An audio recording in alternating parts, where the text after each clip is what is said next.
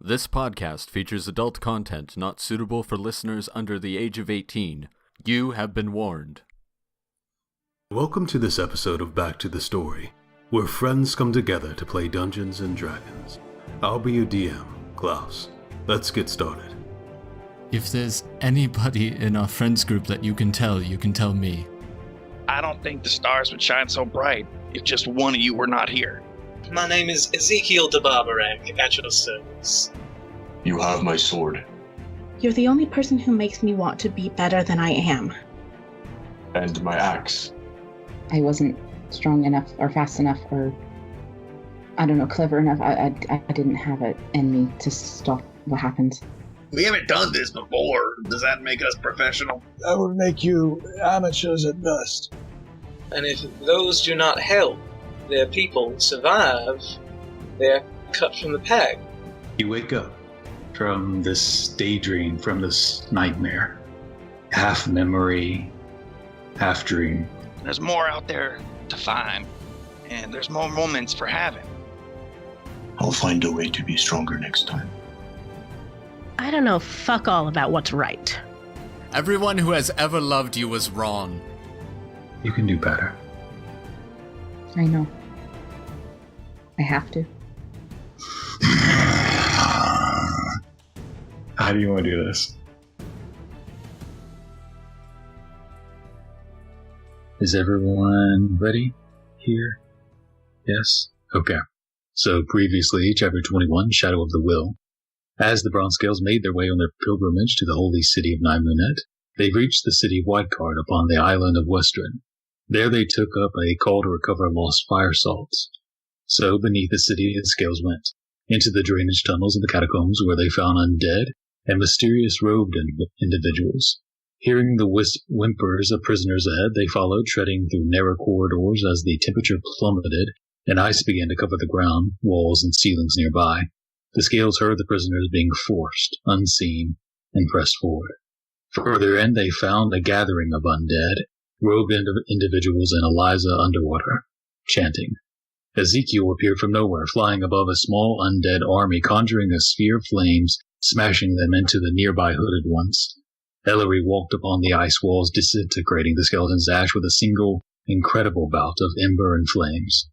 After cutting down the remaining hooded ones, the chamber lay empty, except for a living shadow of cold. Without hesitation, Ezekiel the bear charged into the darkness, followed by the rest. Into a dark place, where the essences of shadows seemed not alive, but sentient. Above, a silver scar in heaven remained over this fallen place. Ezekiel charged towards the sounds ahead, with Kalvyn mounted atop. Ball bounded, leaping behind them, with the rest of the Scales following. Though Eliza was quick, she was slowed by her prisoners running blind. The Scales called up to her, and as they saw shadows in the distant ruins moving in their direction, Eliza lay defeated, chuckling in her demise, as Ezekiel ripped her head clean off her neck, the sinew tearing as paper, as a light appeared beyond. A pale man in gold, red gleaming eyes moved with supernatural speed in your direction. Running, the Scales made it back to the obelisk, stepping into the sundial-like shadow, with Ball and Kalvyn last, finding themselves back in the chamber beneath Whitecard. The shadow remained for a few more minutes before fading. You've collected what you could and have moved back towards the surface with the prisoners freed. You see a light ahead, where star and moon shed dim light upon the Wintershade garden. You can hear the two waiting hounds standing to greet you as you return out from the catacombs. The sun is set upon this peaceful resting garden, and the stars are covered by dark clouds above. What would you like to do? As we step out into the air, I'm just gonna take out my flask, which I've, at this point, transferred most, if not all, of the dwarven whiskey into, and just take a swig, and then another swig, and then put it away. Oh, Vesper's gonna hold her hand out after you take your second swig. And then I will pass it along to her. Take a sip and hand it back. Anyone else? Was it really that bad? I don't like being underground. Me I really neither. don't. What do you think that place was? Can I make a religion check and see if I have any idea? Can I? I'll say history, arcana, or religion are all relevant. Pretty high DC, but go for it. Dirty 20. No, 19. Not that smart. No matter what it is, it's an 8. Okay. Probably nothing. Amsen, you've heard stories of dark places, but you're never sure what is real and how much is just made up. Vesper, you've heard some religious accounts, histories, not studied very often by clerics, of the world lost, of the world fallen, where the gods left it to rot on its own, where the people, the followers of the gods, rebelled against them. And for the betrayal, they were left in darkness. The gods removing them from that place and called it the Shadowfall. I relay this. You see the two hounds in their armor and their black bands moving in your direction. We still have the hostages with us, right? Yeah, you've released their bounds, but they're with you. Okay. So I guess we'll deal with them after the hounds. Well, hello there. Back already? It did not take as long as anticipated, but I believe we were successful. Found who are these? As they look over towards the prisoners. They were being held down there. I'm glad you could get them out. I think it'd be good for you to give a report to one of our officers. Don't mind following us? No. Possible. We could do that. I grimace slightly, but don't object. The younger one kind of goes over to the prisoners and just kind of eyes them over, make sure they're not grievously wounded or anything like that. You can walk. They're going to nod. Right. They begin leading you from the Wintershade Garden south along the east bank of the river into the Riverwatch district, heading towards a rook that's built into one of the walls. A tall bastion. You can see a few guards watching atop and then at the doorway itself as they usher you in, clearly a guardhouse, hound bastion. They usher you in. It's mostly just a fort. You can see weapon racks along the side where spears and various weapons are held. A few shields are hung on the wall. And there's a side passage that leads into a small office where they usher, well, not all of you in. The older one comes out. Right, well, maybe just one of you, or a few of you. He kind of eyes the giant, wanting him not to come in. As you notice, the guards of this bastion are eyeing him as well, their hands on their weapons. Well, it's kind of my vocation to recount what I saw, so I wouldn't mind going in. I could do that. You hear a voice from the back. Have two of them come in. Leave the rest outside. Bring the prisoners as well. Female voice. You see Dallin and Ronnie kind of nod towards you, Amsen, to go in and look towards the rest of you for another. Kalvyn will step up and kind of put his arm around Amsen and kind of start walking in with him. Kalvyn, maybe we should stay with Paul. Yeah, y'all should stay here with Paul, and we got this. Amsen, don't worry, and slaps Amsen on the back a little bit hard. Kalvyn, let's go. They're looking aggressive, and I'd feel safer with you out here to watch Paul. She's talking to his back. Okay, so Kalvyn and Amsen walk in through the door where the door is then not closed, but almost closed, cracked, and one of the guards shifts in front, standing guard. As the others are left outside, Amsen and Kalvyn, you enter into a very small office, one desk, two chairs, one of which sitting on the other side of the desk is a female human. She looks young, maybe about, how old are you, Kalvyn and Amsen? 20? 21-ish. About your age. Something in that age range. She has black hair. She has a pretty deep widow's peak that comes back. And she has light blue eyes. She has sharp features, sharp cheekbones, and a nose that crooks slightly down. She's wearing armor. And upon her band on her side, you see it is with a single strip of red. She stands. Hello. My name is Vangol Conrada. Please have a seat, one of you. She gestures to the one seat in front of her desk. Kalvyn will gesture towards Amsen. Well, I don't mind standing, but if you're offering, I'll sit down. Very well. Please report. I've been briefed that you have entered into the catacombs finding prisoners. That's right. Care to elaborate? Yes. We went down there, and we were fairly careful about how we approached everything. We found a few things that led us in the right direction. We found some scraps of clothing, and such before we ran into somewhat of a trap. You see, there was some sort of moving acid pit, as well as a small gathering of undead raised by a couple of people. The leader was Eliza Underwater. She introduced herself, that which made things very convenient. But we managed to destroy the undead and fight our way through. Eliza unfortunately got away at first, and so we chased her down into where we found these prisoners. We couldn't see what was happening with those prisoners, unfortunately, but we went through there, we saved the ones that we could, destroyed more undead, and then we were transported through, I assume, through some sort of portal to what one of our friends described as the Shadowfell.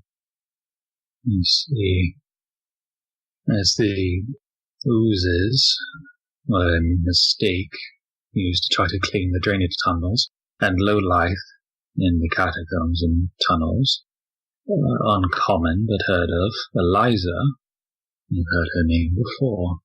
She's been associated with these kidnappings and etheric rumblings. Have you evidence of her demise? I look at Kalvyn. I believe Ezekiel took her head, correct? I think he ate her head. Ah. And then somebody took her tongue.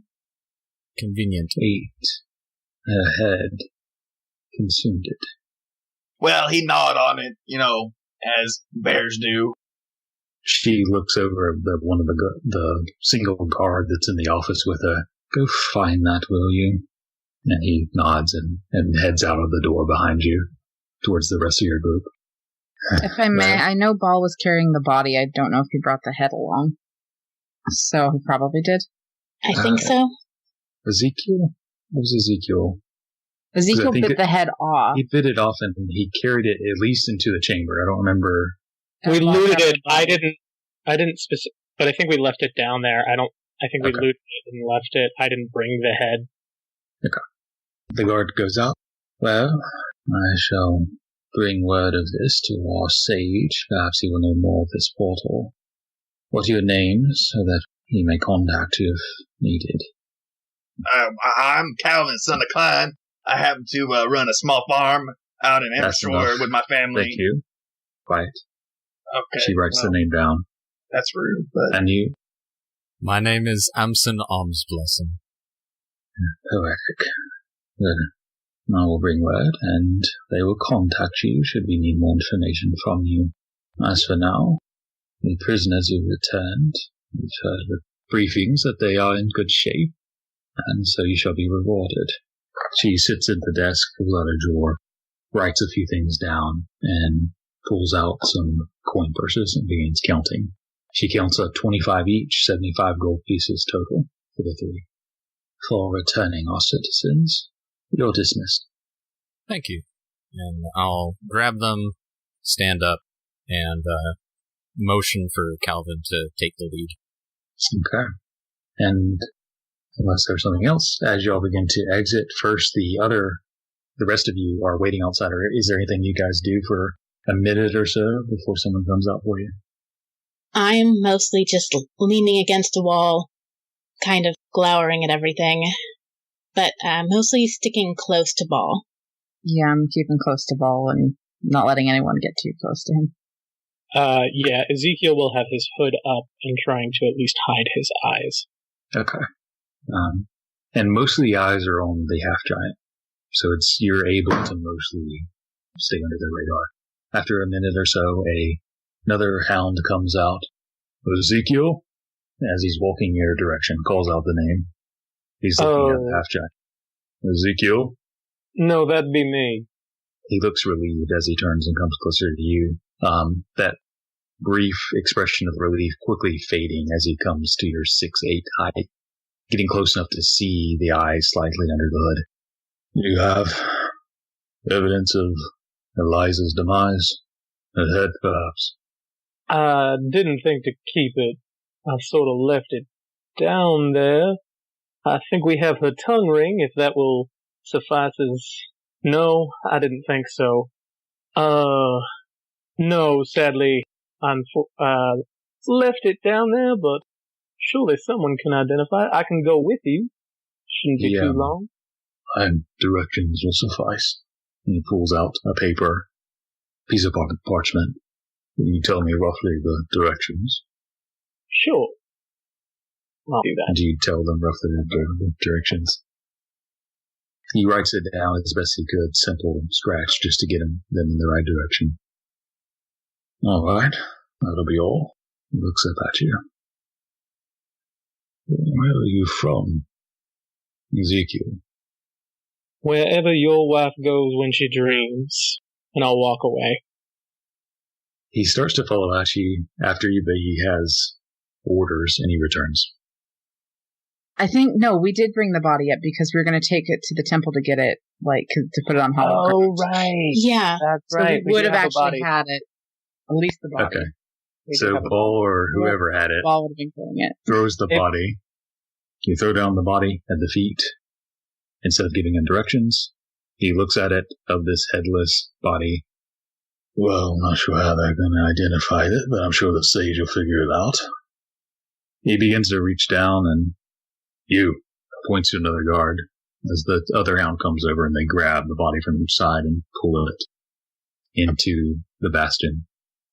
Not but 20 seconds later, Kalvyn and Amsen exit, rejoining him. Oh, that wasn't so bad. How's everybody else doing? Making friends wherever I go. Can we leave? I'm definitely ready to get out of here. We should probably head back to the temples and give them those fire salts. Oh my gosh. Okay, so you guys head north out of the Riverwatch district, curving into the Reverend Narc. You see in the middle-ish of the city, there's a large area of a park where there's tons of dark trees, sort of just some natural landscape in the center of the city. And at the top of that is where the Reverend Arc is, this half circle with temples on that circle. You approach and there are these temples. Some of them have lights in them. The tallest one has a burning beacon at the top, like a lighthouse. Soon you're going to the Temple of Valasol. As you approach, there is someone standing at the doorway there. They see Kalvyn, recognizing them as you see Gaston, the young, eager spearman who eagerly opens the door, letting you through.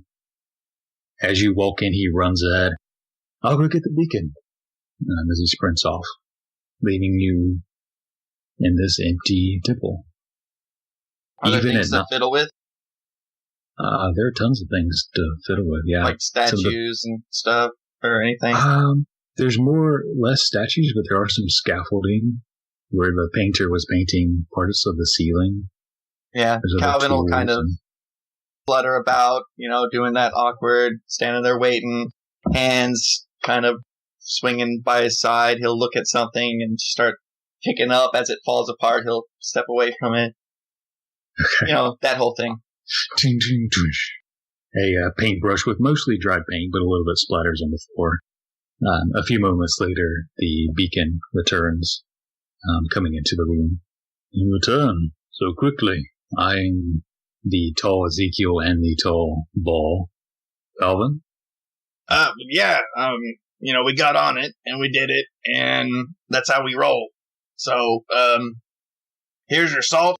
I think we got about 10 pounds of it. Looks like some cultists were using it for sacrifice. You know how cultists do. But we done wiped them up, and we got your salts, and armor's got kind of dinged up a little bit, so it'll be great to make use of that forge to help polish it up all nice and proper. Job well done, I think so. Mission accomplished, if I do say so myself. As you're saying this, you pull out the large hunk, sort of like a Himalayan salt lamp size hunk of these fire salts that burn as you touch them. You hand them over to him, who first he puts on a metal gauntlet, grabs them from you. You've done well. Please, follow him. He gestures for you to follow, leading you towards the back, where you see this massive forge of burning hot embers. He takes it and puts it on an anvil. Looks like there's 3 anvils around this massive forge. Places it on one, takes a hammer nearby, cracks off a piece. A smaller piece, maybe the size of half a piece of toast, size shard, and gestures and hands it back to you. The forge is yours. Well, thank you. Thank you kindly. Know what time of day it is right now. You can use the forge whenever you see fit. And he counts out the gold, pulling it out. Counts out the 250 gold pieces, handing it to you. Oh, right. I totally forgot about that. You're honest. That's good. I do have a question. And he kind of gestures to the rest of you as he asks this. You said they were using them. Can you tell me what they were using them for? They changed them somehow. We took some of them, the cold ones, right?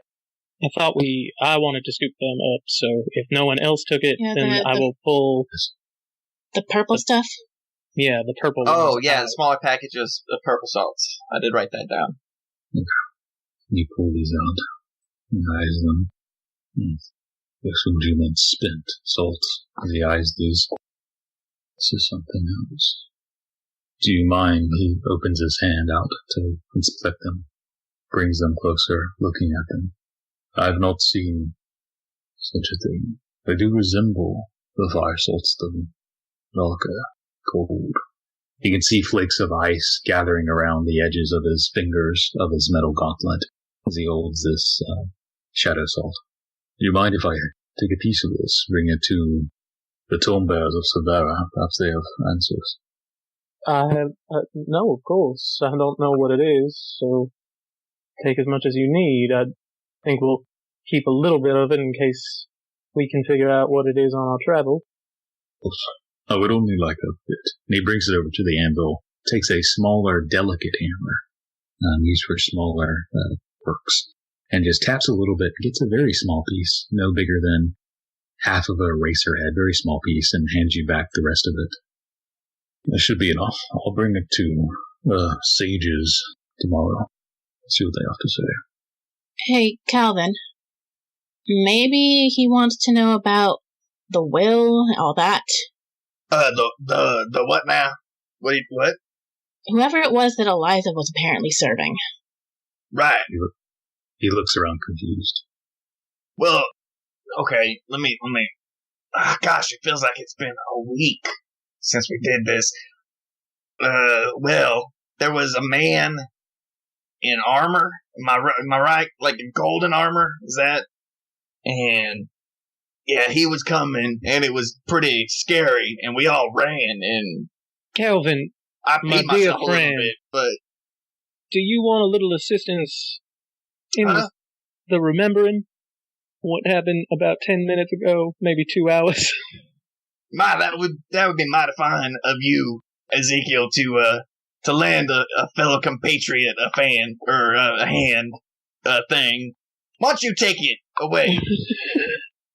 My good sir, down there we found some cultists using these stones in some kind of ritual to... Well, I don't know if the ritual was the same one that created undead, but they were doing that, making undead, and they tried to take people into what my friend here believes is the Shadowfell, where we chase them, retrieve the captives, but were pursued on our way out by something I do not know how to describe. Man in armor that I've never seen, dark, burning eyes. He raises an eyebrow almost suspiciously, but reads your faces as honest, it seems, from what you saw. You mentioned the will. I've not heard this before. That I did not hear, so... Perhaps more than I thought. He sort of regains his composure. I must apologize for sending you upon this. I thought it was vagrants or hedge wizards worshipping, practicing their dark magics. I didn't think it was this level. I apologize. I will bring word to the wolves, and I will seek answers with Severa. Thank you for bringing me this, Kalvyn. Yeah. No, yeah. That was it, all in a day's work. This sword is yours should you ever come to need it. And you have my aid should you need it as well. We can work on your glory and your virtue. Mine is guidance. I've become good at it. I snicker slightly at the mention of Kalvyn's virtue. Well, I have much to think of. Should you need me, come see. I thank you for everything. Of course. He comes up and gives you a warrior's clasp. His hand on your forearm, yours on his. I instinctively pull him in for a hug, like I would a brother, because I'm accustomed to it. I'm a huggy guy. He was hesitant at first, but then throws his other arm around yours before pulling away. Gustin, aid them with whatever they need. Before he nods to each of you, begins to walk out. Did you say Ali already talked to you? Yeah, he sent me some kind of message. In my head, that was weird. But he's staying at... The shield wall. The shield wall, which I think is on the docks. Yes. So I was thinking I'd go meet him there if anybody else wants to do a little bit of shopping. I'd be very happy to come along. Did I glance around at everybody else? Nothing I need. I think I'm just going to go back to the boat. Why don't you go do that? I have some things to get ready for tonight. Kalvyn? Huh? What? You want to come along to visit Ali? Yeah, whatever y'all want to do. Yeah, that sounds like a great idea. What are we doing? I just walk away. I'm out. Okay, so who's going where? I'll take Ball back to the boat. Before Ezekiel leaves, I want to take him aside for a minute. Out of earshot of everybody else. We are in a temple. I think probably once we're headed outside, I want to take him out of earshot of everybody else and say, so, I was thinking about getting some more comfortable accommodations for the evening. If you'd like to join me later? I'm not much for worldly comfort, but that sounds more intriguing than the usual inn stay. I want to go check on our friend on the boat while y'all are shopping, but just let me know where to go. Probably the shield wall if they have rooms there. I'll see you there later. Should I invite any of your other friends? Or are you not that close yet? As intriguing as that idea is, maybe not yet. As you wish. Okay, so Ezekiel's taking Ball back to the ship. Who's going to the shield wall, and is anyone going somewhere else? I'm going back to the ship. Amsen is. You're going to the ship too. Okay, so Amsen is going with Ezekiel and Ball. Did you say shield? Yeah, I'm going with Ellory. Okay, so Ellory, Kalvyn, and Vesper are going to the shield. Is that right? Okay. So Kalvyn will follow whoever is in front of him. There, the groups are splitting. Which one do you go with? He'll initially go with one group, and then they'll be like, "Wait, Kalvyn, I thought you were going with us," and we're like, "Oh yeah, that's right." Okay. So Ezekiel, Amsen, and Ball. You guys head south down the slope, eventually making it to... Actually, you both are heading in the same direction. You're both heading towards the docks. So you walk together before splitting off. Everyone go ahead and give me... Actually, no. Ezekiel, Ball, and Amsen, you split off to the left, heading towards the ship. And as you do so, you all give me a perception check, as the other split to the right, towards the west. I got an 8. 21. Ezekiel, there's a few dock workers even after the sun has set. They're finishing up their duties. A few others are laughing as they leave from the docks heading to various drinking holes. You do notice there is an individual who seems to be wearing a heavy cloak and who's just leaning up against a crate and seems to be looking in the direction of the Cellophilon, the elven ship. He's maybe 60 feet away from y'all. He doesn't seem to be moving or doing anything, and he doesn't really look like he's on a smoke break. He looks like he's watching. Amsen, that gentleman over there, is he watching our boat? I kind of side-eye just a little bit, trying to be inconspicuous at my glancing in that area. Kind of looks like it. I'm worried about our friend on the boat. Well, I plan to be here for the rest of the night, so... Think it's worth talking to the gentleman, or just keep an eye on him? I think let's just mind our own business for now. And if he makes a move, then so shall we. Fair enough. There's something I need to do just in case. And I will find somewhere to duck behind and turn into a dog. And I just want to, go up to him and memorize his scent. Just in case. Okay. So you find some crates to duck behind as Amsen and Ball continue on the dock, boarding the ship. You shift into a dog. Any particular type, or just a mangy, stray-looking dog? Yeah, something that looks... Actually, no, I want it to look clean. I'll do that sad bloodhound that I went into before, and just kind of trot up and whine and try and get my nose against him. Okay. So you trot up, and you see as you get closer a thin man, slender, wearing dark clothing. You see in his right hand he holds a bottle as he raises it to his lips to take a sip. You see his skin is dark and red. You see a few black tattoos on his hand. And as you get closer, you see his skin is red as well. You see sharp, bright yellow eyes slit. And you see the hood is sort of bulging where you see two horns of black are kind of curving back and around, coming down by his jaw. As you run over, you sniff and whine as he kind of looks over. Get out of here. Shoo, you mangy dog. He goes to try and kick you. But rolls a 5. He misses as you just shift to the side. Kind of sighs as you kind of just trot near him. Do you do anything else besides sniffing him? I want to go pee on him, but I'll go to the boat. Okay. He tries to kick you again as you leave. Nowhere, almost like half-heartedly trying to hit you as you trot off, rejoining with the boat. As that is happening and you're joining back on the boat, Kalvyn, Ellory, Vesper, you walk along the docks and you see there's a few watering holes. And looking at some of the buildings, you see there's one building that has a large shield above the door, almost comically big, painted in various colors.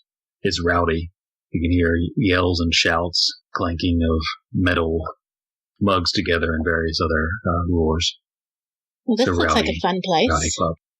I'm going to stand on my toes and see if I can see Allie anywhere.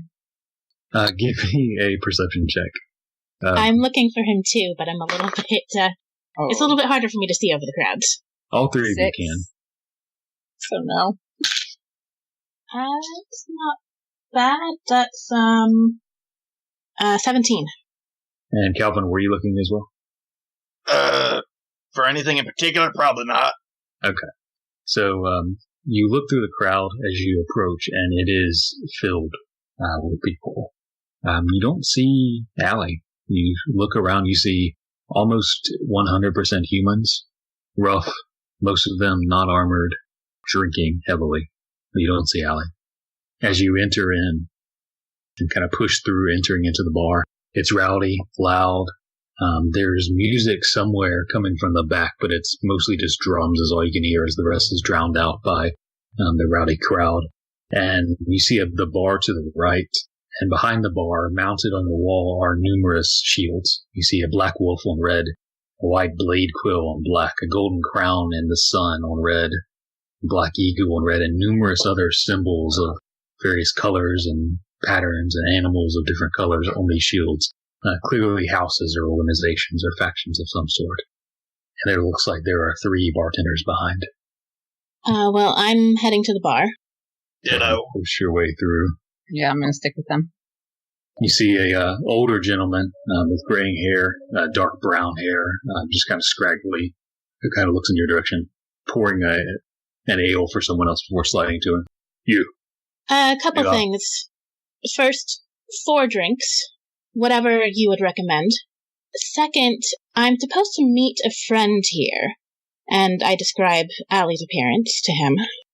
As you mentioned the drinks, well, we have ale or swill. The ale is 5 copper each, the swill is free. And he points down towards a barrel.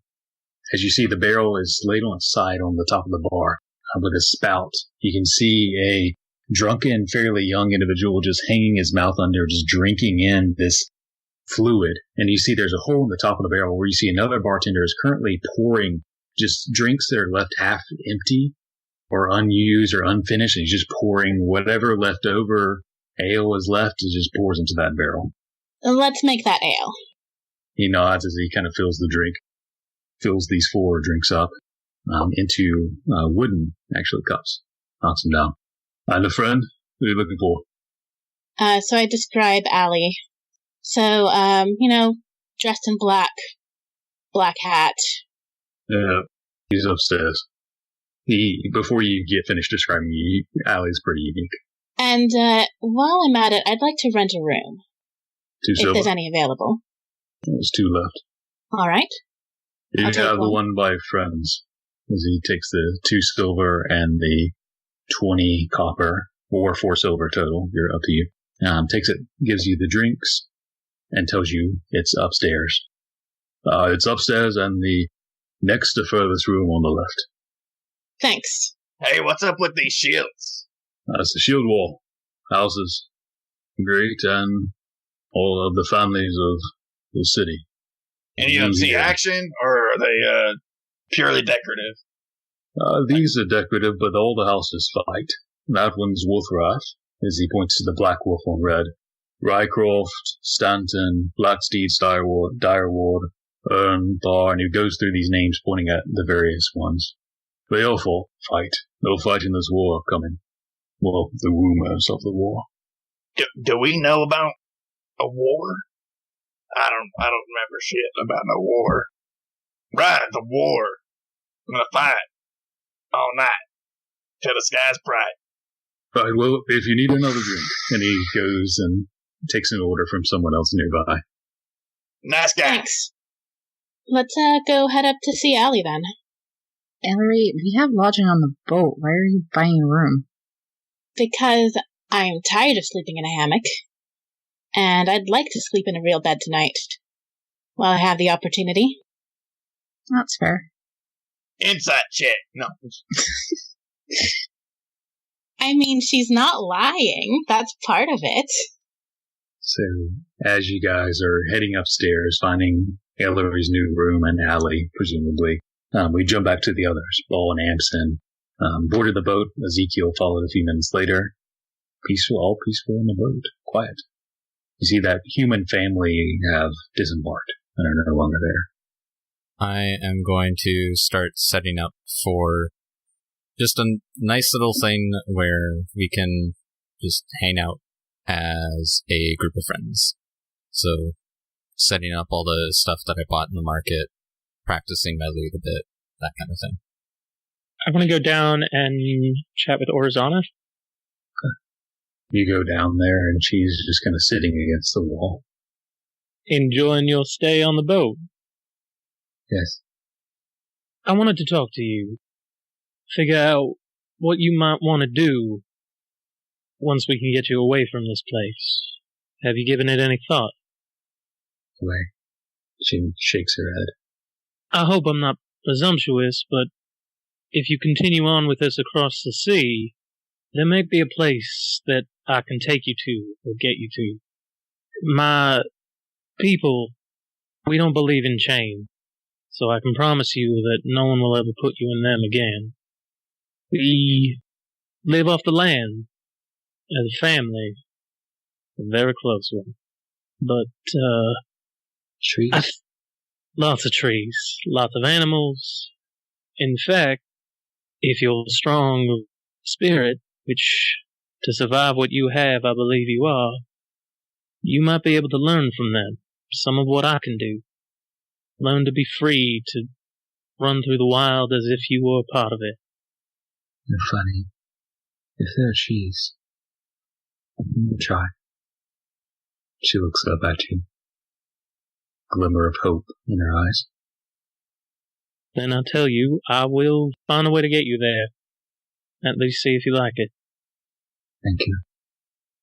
You see she kind of has her arms folded over her stomach. We'll take care of that first. Not long. Vesper is very talented. I've seen her do a lot of great things. You'll be alright. And trust me, there's so much holy power, even if the worst does happen, you are not going anywhere. And I will just kind of put my hand on her arm and lay on hands and try and heal I don't know, give her a little bit of warmth from it. Yeah. And most of her scars it's gabbed over, but there was a few bruises that lightened, some of them fading. He used to do that. She kind of puts her hand on yours before you take it away. Thank you. Of course. We're here to help. And I will just sit and chat with her for a while, but I'll leave her to the own devices.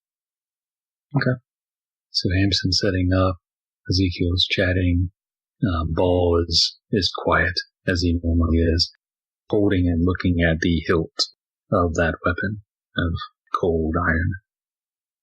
And as you'll wait there, playing lute, enjoying a bit of produce that Amsen gathered, we jump back to Ellory, Vesper, Kalvyn. As you make your way up the stairs, turn around the corner, you see a couple drunkenly making out against one of the walls. You go around them towards the rooms toward the back.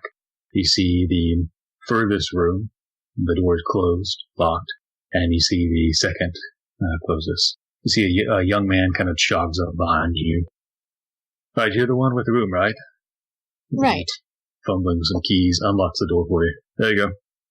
Thanks. Turns and jogs back down to get back behind the bar. And then I go to the room that the barkeeper indicated Allie would be in and knock. You knock on the furthest one. A few moments of quiet. You're shuffling. Hello? It's Ellory. Door opens. You see Allie there. Same clothes. Bandana still up. Hat. Shading his face. Okay. I hand him one of the drinks. He takes it eagerly, surprised. And I would have handed two of the others to Vesper and Kalvyn. Okay. I'll present. Please, come in. I'm watching something very interesting. Oh? As he says, as he is walking back towards the window, open. No panes, but just these shutters have been thrown open. Glass is expensive. And you look down, there's a field behind this bar, where you see there's a bonfire in the middle of it. And there are numerous men, maybe 10 of them, and they're running around, tackling each other, throwing things. And there are two bonfires on either end, smaller. It's like they're throwing one lumbering man shoves another down to the ground and throws this stone rock at the bonfire. The embers go flying as half of the men roar in victory as they reset up and this sport continues. I'm not sure exactly what this is, but they seem to be having fun. Is it some sort of game? It appears to be, yes. Huh. Are they close enough for me to shout down to them? Yeah. They're being pretty loud, but yeah, they're below you, basically. So I'm gonna call down, who's winning? We are. Bardos! And you hear cry as 5 gentlemen kind of raise their hand, and one female. They're all wearing dented armor. all of them. As that one who yelled the name is immediately, you see the sun slams into his face as he falls into the mud, unmoving, unconscious for a moment. They continue, though, and eventually one kind of checks on him and gets him to his feet as the sport continues. It is a violent game, but they all are. I've never been Kalvyn. particularly athletic, but it looks fun. Hey, Kalvyn, look like something you want to play? I don't understand the rules. I'd probably just flail about. I'm not very coordinated. From what I have observed, it seems that these two teams, they take a ball and they try to use it to knock and extinguish the other one's bonfire, tackling, shoving, punching, etc. Very violent. Simple game, though. Mm-hmm. Well, I'm sure they don't need an extra hand. Well, how are you finding the city? Interesting so far. Bigger than I'm used to. Not particularly welcoming. I disagree about the welcoming part. They are slow to accept, but they can be, with some prodding and suggestion. I have a meeting in a few days. It is going well so far. That's good to hear. I hope that all goes well. Thank you for your luck. It will carry me far. So you're staying here, right? Not leaving with us on the boat? I may continue later, but for now I stay here. See if I can convince one of the greater houses to accept me as a shop owner, and to see if the city will accept me or revile me. A meeting with one of the great houses, a Randall house. In just a few days, it seems the gentleman handles most enchanting, though I hear his skills lack. It has been a pleasure to meet you all. Before you leave, you should take one last look over my wares, of course, and see if there are any last purchases before you carry on your journey. Well, I was hoping we could do a little bit of business. I'm always down for business. He puts the drink aside and kind of rubs his hand together, his gloved hands. I had a couple of questions about those pages for sending messages. Yes, those are quite useful in certain circumstances. Now, I'm fairly certain that I'm going to buy some. I just don't know how much yet. I was wondering, is it just one message per page, or can you write multiple messages until you fill up one of the sheets? It is a single message per page. It will go across even the planes, perhaps. Interesting. Well, I may end up purchasing more, but I think I'd like to go ahead and get, let's say, 5 sheets. I have 6. I will give you a deal if you buy them all. And what kind of deal are you talking? 550 for all 6. Ooh. I thought you said before that it was 50 gold per page. Did I say that? Oh, for friends, of course. For that, I would charge 275 gold pieces. Forgive me, I've been dealing with him all day. He gestures to the rough people clotheslining each other downstairs. And you also seems to be interested in trade. I had a couple more of those bones like the one Vesper traded with before. You would be open to looking at them once more. Well, depends on what you would like to trade. Well, I take out 2 more of the bones that I looted off of the gullah. He's primarily interested in them for academical purposes, but perhaps what were you looking to get from them? Well, I was just thinking that could take off a little bit more of the price for those pages. Make a persuasion check. Okay. Oh, that's not great. That is 5. As I said, I do not need them. I would you take off 1 gold piece. I do not need these, you see.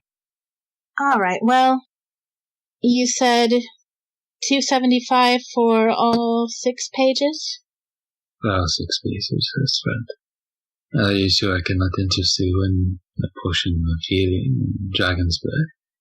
Maybe not tonight, but I'll give it some thought. See if I change my mind before I leave. Very well. And he gathers up he goes to the side where you see his tent is set up, right next to the bed, enters in, a few moments later comes back out, with the sheets. They are rolled up with a piece of twine, tying them rolled. And the 275. And I hand him 275 gold with a little bit of a wince, because I'm not used to spending that much money at once. You drop them into his strangely very skinny and long fingers as he almost claws them and tucks them into his vest pocket, the clanging disappearing. Beth, is there anything else I can do? Services, spell components, identification, scrolls? You had armor earlier you're working on. Do you have any lighter armor? I'm not much for plate mail.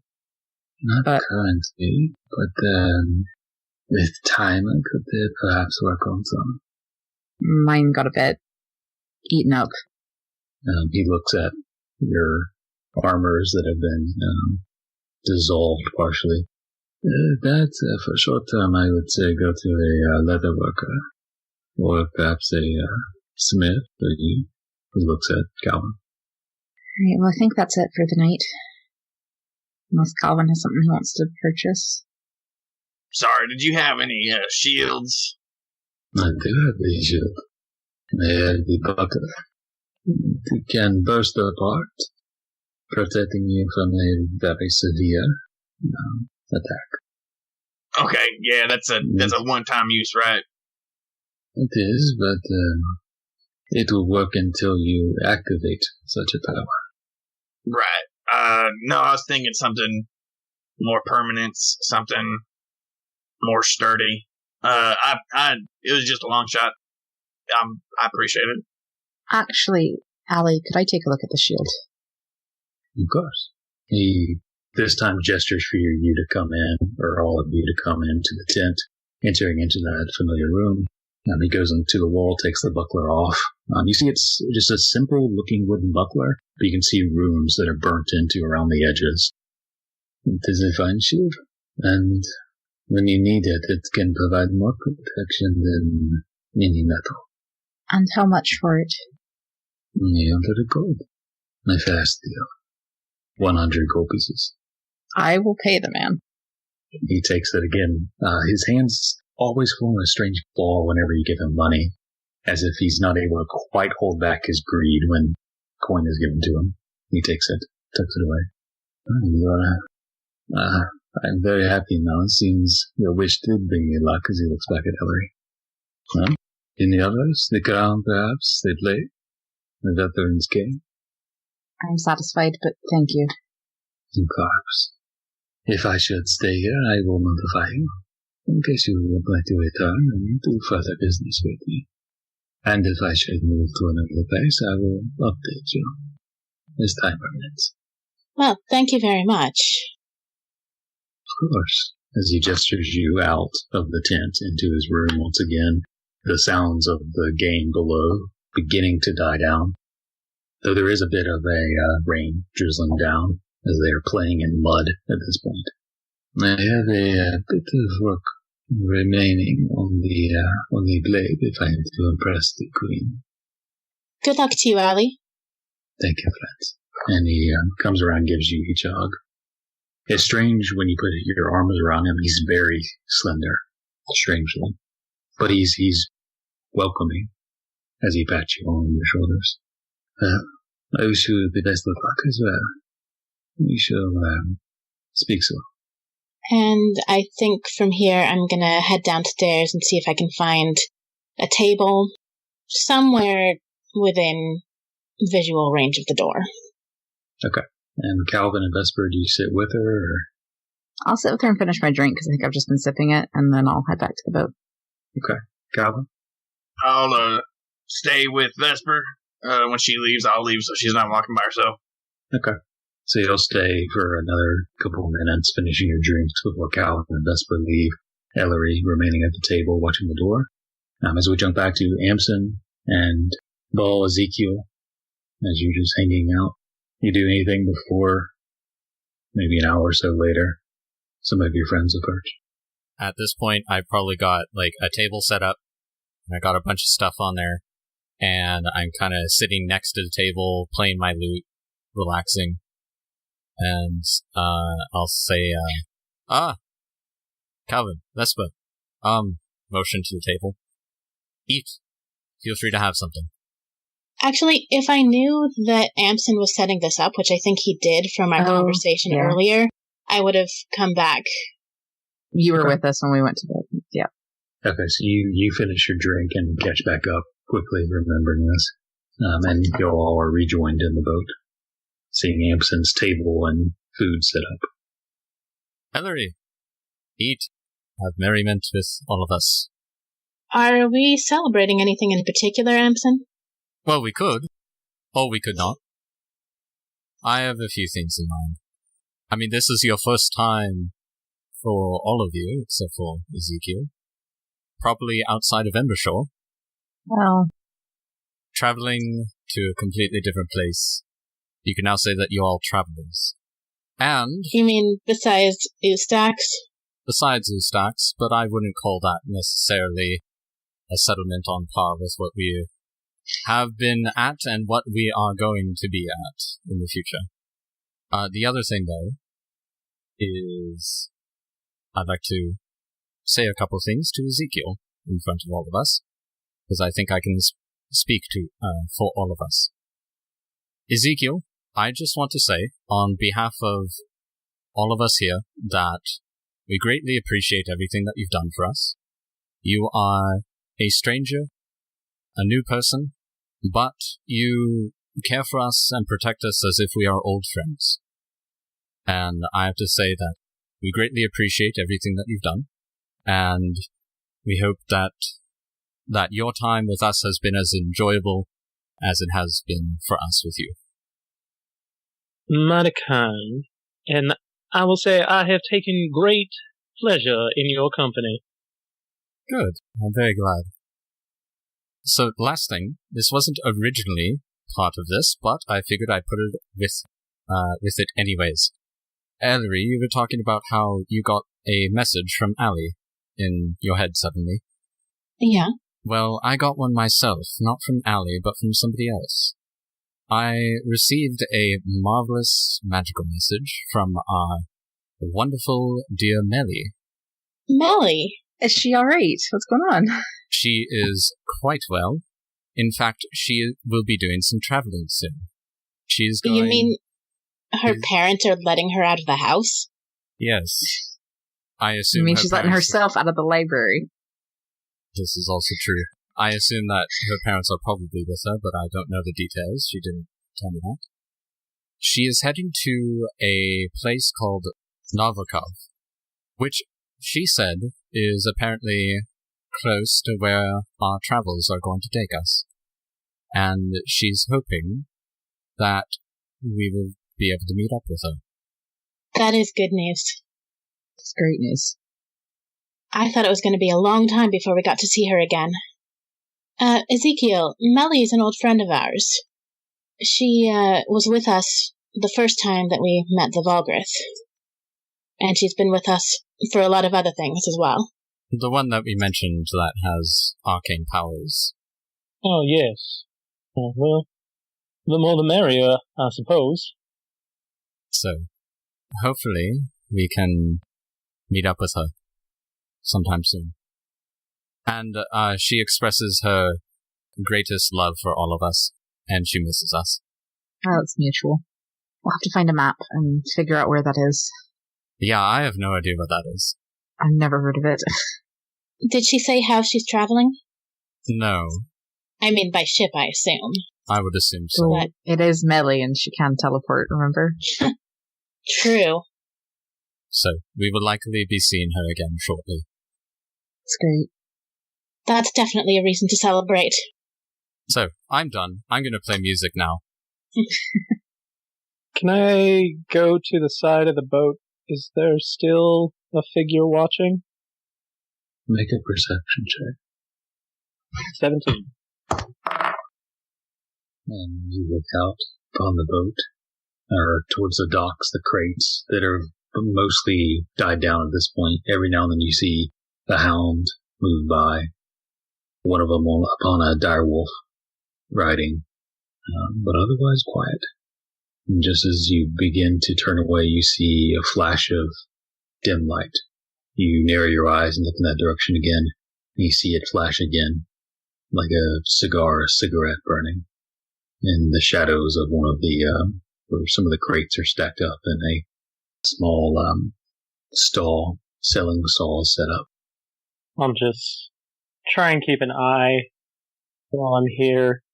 I don't want to cause anything while everybody's having a good time. So Ezekiel, looking over your shoulder every once in a while in that direction, you every once in a while see the faint burning ember in the distance. Eventually, about 10 minutes later or so, you don't see it anymore. As you'll listen to Amsen's singing and lute playing and eating the produce and bread. At some point, I'm going to make a plate for Orizana and take it down to her. She eats it eagerly. I also have something else for you. And I get the set of clothes that I bought for her earlier in the day. She looks at it as you pull them out. She places the plate to the side. She kind of gets to her feet, and then she takes them in her hands. You can see her eyes wetting before she slings her arms around you, embracing you. You can hear her almost whispered words in your ear. Thank you. You're welcome. These will be more comfortable than what you already have. She halfway is taking off and halfway is just ripping off the remaining threads of her rags, throwing them to the ground before putting on these new clothes. As she does so, you can see the scar on her stomach, multiple bruises, probably where some broken ribs were, a few other scars and stuff, though they faded during your travels. She gets them on and kind of looks down, feeling the sides of them, not crusted with blood and grime. I know it may be difficult to talk about these things, but I was wondering if I could ask you a few more questions about your experiences. What? Well, I have some decisions that I have to make, and some of them depend on just exactly how much of the information I received was true and how much was false. So, before I came to retrieve you, I don't like to use this word, but who owned you? They did. They? The big one, and the small one, the horned, the devils. How long have you been? Couple months. Can I ask how this happened? I was caught stealing, and I ran my family. She's looking at the ground, not meeting your gaze. Do you know? And I was caught in the woods. She kind of clutches at her stomach, near her waist, the right side of her, where her hip is. They caught me, and then the devils came around. They bought me from these bandits in the woods. I was caught stealing too. These horned ones, the tieflings. Did you ever meet one, and then I describe Voyage to her? Any who looked like that? I remember maybe they were the same. My head wasn't clear then. All right. Well, I think we're going to get whatever's inside you out of you soon. I'm hoping for tomorrow. I'll have to talk to Vesper about that. Okay. Thank you. You're welcome. And I'll give her another hug. She's more hesitant this time, with her guard back up, but she does it before sitting down and continuing eating. Good night, Orzana. She looks up at you and whispers something in Elvish. You can't quite make out. Then I go back up. Okay. You'll spend time eating, listening, enjoying the night. Though it's overcast, there's still some stars and the moon that peeks through, reflecting off of the light of the waves that kind of roll underneath the ships.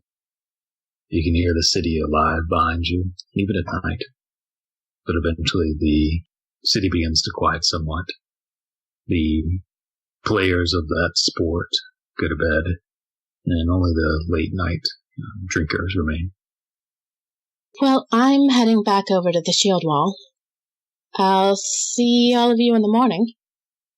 Sleep well. Thanks. I hope you have a pleasant evening, Ellory. Why, thank you, Ezekiel.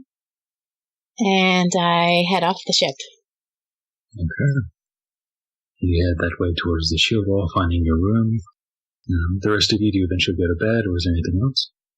I want to talk to Amsen while maybe I'll help him clean up, but after everyone else kind of scatters when it's just the two of us. Okay. Yeah, Ezekiel will follow after Ellory after not too long, but not make a fuss about it. So he's gone. Okay. Can we talk for a moment? I mean, we can always do. It's just I've had something sort of weighing on me since before we left, and I don't think anyone else is the right person to talk to. Look around. There's not really anybody else around here. So I talked to Lysander a bit before I headed out. I wanted to, we're going on this journey. I wanted to kind of, this is hard. I wanted to know where I came from so I could know where I was going. And I asked him about my mother. Amsen nods understandingly. And I found out that she might not be dead. Amsen stops, looks at her. Well, that's interesting. She was, in chains. I don't know if that means she was a prisoner or a slave, but he said she was in chains and he held the key. And somehow they fell in love and ran away. But then she was caught. I don't know again if it was prison wardens or slavers, but they took her. And that was the last he saw of her, and I don't know if she's out there or... I'm scared of what it means either way. Maybe this is just me being me. But could also be that, maybe she was something a little bit more tame, star-crossed lovers, all that. And there was no way for her to get out of there, except for through your father. It might not be literal chains, it might be metaphorical chains. Could be that. Maybe, but why would who would chase her then? Drag her back there? Oh no. She wasn't actually bound. Oh no. Just try to be optimistic, I guess. Yeah, I don't have the answers, but I just needed to talk about it. Of course. I don't know what... If she's dead, it's the way it always was, but if she's not, what does that mean for me, for Varys? What does that mean for my family, for her, that she's been suffering for 20 years at least, and none of us came for her, and I'm going to stop you right there, because I know you, and you're getting dangerously close to blaming yourself, which you shouldn't do, because you just found out about this not that long ago. It's been happening. He couldn't go after her because of me, I'm sure, because he had to look after me. Well, let me ask you this. What would your mother have wanted? I don't know. I never met her. It's fair enough. If you were to ask me, though, she'd care more about your safety than hers.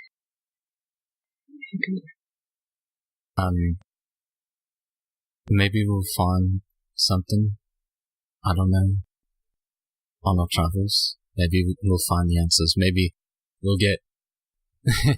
Maybe when Melly comes back, she's powerful enough to just, cast some magic voodoo stuff and know exactly where she is, and I don't know.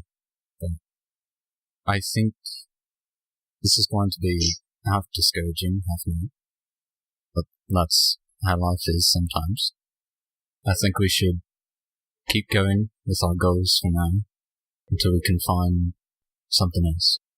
Because right now, all we've got is speculation. All we've got is uncertainty. But what we know is that we want to go to Martinet, and we're going to grow a lot along the way. We're going to meet a lot of people. We're going to see a lot of places. And maybe we'll find the answers along the way. Yeah.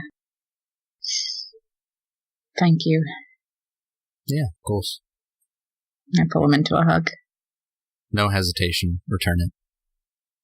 And as you settle in for some much-needed rest, finding sleep, and say something else, as Ezekiel, you make your way back up to the shield wall. Give me just a persuasion check. You notice some people eyeing you. Move quickly, and they're drunk enough to where they don't press the issue. As you move in, ask around, and eventually find Ellory in their room. As you close the door, the scene fades to black. And we'll go ahead and take a break. And we'll come back, how about at 10 on the hour? Does that work? Cool. Alright, see you guys soon. Can I just say I've been waiting to drop the bomb of Ezekiel inviting the rest of the party to come along? That was so good. So great. That was so good. He just assumed. You all seem so close. I mean, we're close, but... Next time on Back to the Story. You offered to listen if I wanted to talk. It would help me, I think, if you were there when I do. He's making scale armor.